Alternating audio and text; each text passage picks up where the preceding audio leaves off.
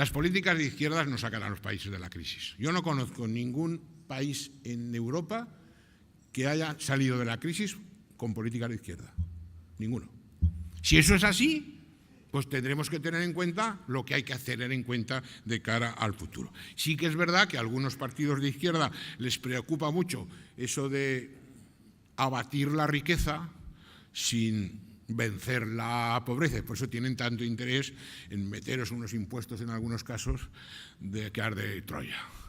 ¿Por qué? Pues porque esas son las políticas de izquierdas que no resuelven el problema de las crisis. ¿Cómo se resuelve el problema de la crisis? En mi opinión, bueno, muchas de las ideas las he dicho ya. Arturo, hay que sumar lo público y lo privado. Lo público y lo privado, esa separación que todavía yo oigo en el Parlamento, de enfrentar lo público contra lo privado en el siglo XXI, en el año 2010, enfrentando todavía ideas de lo público y lo privado, me parece una majadería. Pues todavía se hacen esas cosas. Hay que sumar lo público y lo privado. Y de esa manera hay que, desde esa perspectiva pública y privada, hay que ver cómo se gestionan las administraciones, cómo se gestiona la educación, la formación profesional, la sanidad, el empleo, la vivienda, las obras públicas, los servicios, con perspectivas de lo público y lo privado. Menos trabas administrativas, lo ha dicho Arturo. Lo único que se ha hecho en esta legislatura para evitar trabas administrativas lo hicimos con una propuesta de nuestro partido que fue el decreto ley de medidas administrativas, que en la medida de lo posible hemos avanzado un poquito, no lo suficiente porque hay que hacer muchas más cosas. Y por supuesto los que vais a invertir tenéis que tener en cuenta eso que llaman en anglosajón la predictibilidad. Esa expresión que yo repito algunas veces, que me la aprendí un domingo y debió ser por eso. Pero yo no sería empresario si no supiera que en los próximos 25 años cuál va a ser el panorama de las relaciones laborales, qué formación profesional se va a hacer, qué impuestos me van a poner, qué modelo energético, si tengo que hacerme o no un plan de pensiones. Eso se llama predictibilidad. Yo supongo que los que sois empresarios y queréis invertir tendréis que tener el panorama asegurado de cara al futuro, y eso se llama predictibilidad. Segunda idea sobre la crisis. Hay que aprovechar las oportunidades de la crisis. Yo creo que ahora puedes hacer cosas que no harías si no hay crisis. Ahora el pueblo soberano, que es el que manda, el ciudadano, te acepta cualquier idea que sea buena. En otra época no. Pero ahora sí, ahora hay que aprovechar las oportunidades que da una crisis. Y yo digo siempre que las medidas más atrevidas son las más seguras en este caso. Hay que dimensionar, lo ha dicho Arturo, el papel de las administraciones públicas. Yo soy partidario de la externalización de las administraciones públicas en la medida que se pueda, de congelar la oferta de empleo público, de la movilidad y de amortizar a base de jubilaciones empleo público. También soy partidario de revisar el papel de los sindicatos y que no se enfade nadie. Bueno, y si se enfadan, ¿qué le vamos a hacer? Pero hay más liberados sindicales que clase política.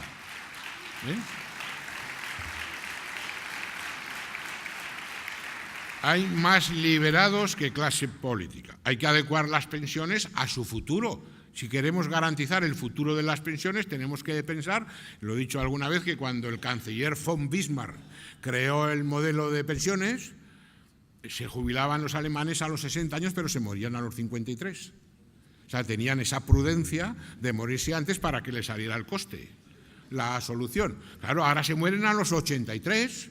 Luego hay que pensar un modelo que o se financia de otra forma o se complementa de algún sistema o establecemos una edad distinta, pero bueno, pero ahora la gente vive más, gracias a Dios y a la medicina, vive más y en consecuencia el modelo de pensiones hay que revisarlo. La formación profesional, en mi opinión, tiene que recuperar su crédito social. La gente que haga formación profesional tiene que sentirse orgulloso de ello y desgraciadamente no siempre sucede así. Hay que ver cuál es el papel de las universidades. Yo cuando oigo que la Universidad de Zaragoza, hablo de las universidades, porque en Aragón hay 2, pero cuando hablo de la Universidad de Zaragoza y me dicen que hay 8 alumnos por cada profesor, digo, pues si podían hacer como los griegos clásicos, si se los podían llevar a casa. ¿Dónde está el problema?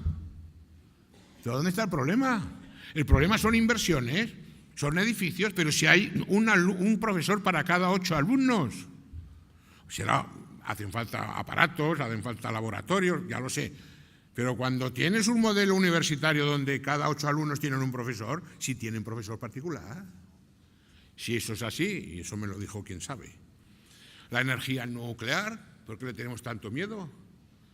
Pero habrá que hablar un día de la energía nuclear, pero no con 25 años de retraso. Que lo vamos a hacer 25 años de retraso y luego tardaremos otros 25 en ponerla en marcha y se acabará poniendo en marcha.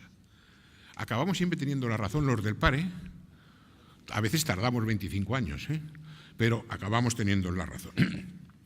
Estabilidad en el modelo impositivo. Mirad, yo lo he dicho más de una vez, el problema no es más impuestos, sino más contribuyentes. Lo importante es que los 90.000 parados dejen de estarlo y puedan pagar impuestos. Eso me parece que es importante. Que los 90.000 parados dejen de ser parados, tengan un empleo y puedan pagar impuestos. No subir los impuestos. No subirlos. Nosotros somos contrarios a la subida de impuestos. Ni el IBE, ni el IBI, ni el IAE, ni nada. Contrarios absolutamente. Y no solo somos contrarios a la subida de impuestos, sino también queremos quitar el impuesto de sucesiones y de donaciones a rajatabla.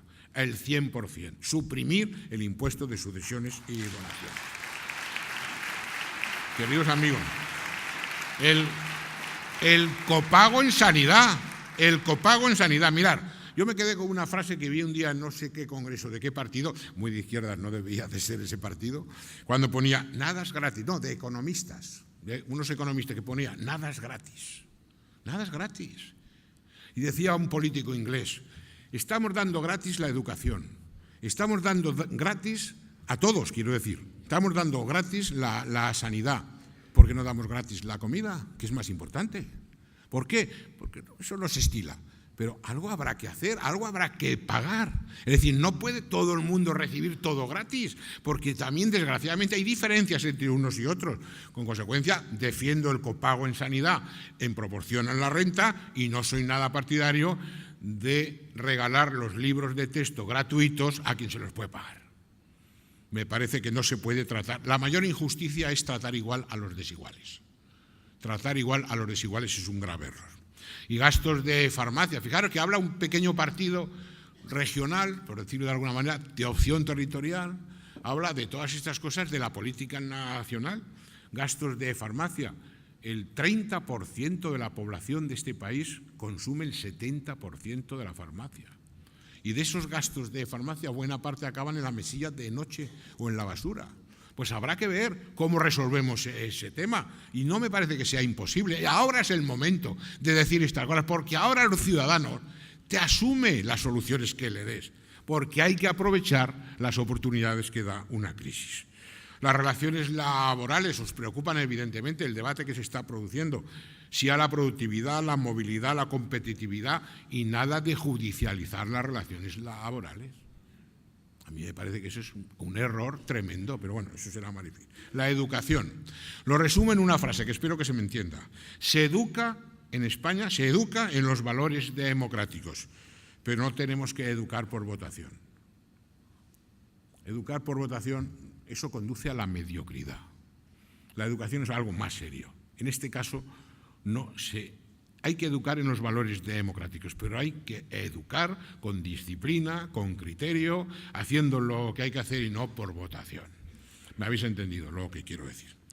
Me preocupa, por supuesto, el papel de la España oficial en Europa, en esa Europa que yo creo que ni es todavía, ha dejado de ser la España de los mercaderes y todavía no es la de los ciudadanos. Yo creo que es todavía la Europa de los funcionarios, me da a mí la impresión. A mí me da la impresión, tengo esa intuición que la Europa es más la Europa de los funcionarios que la Europa de los ciudadanos. Y cuando a veces oigo, es que Europa opina, ¿qué comisario de Europa opina esto? ¿Esto dónde se ha debatido? A veces te dicen cosas y te enteras, te mandan cosas que te quedas un novio.